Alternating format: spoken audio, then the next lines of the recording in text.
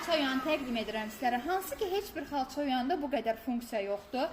Həm divan xalça yumaq üçün matras, xalça, daha sonra yumuşaq mebellərdə istifadə edə bilərsiniz bu başlığı. Bu başlıq əgər divanda və ya matrasda qırıntılar varsa toz soralnaya bilən başlığıdır. Bu başlıq divanın kənar qismlərini rahat şəkildə təmizləyə bilərsiniz bu başlıqla və şüşə silmək üçün belə bir başlığı var, hansı ki, həm su verərək şüşəni rahat şəkildə silə bilərsiniz. Bu tərəfə təmiz su əlavə edirsiniz, digər tərəfə çirkli su yığır və istədiyiniz təmizlik maddəsi içərisinə ata bilərsiniz. Vaniş, pergol və s. paraşok şəkildə də təmizlik maddəsi içərisinə ata bilərsiniz. İndi keçid alaq şüşə başlığını yoxlayaq birlikdə.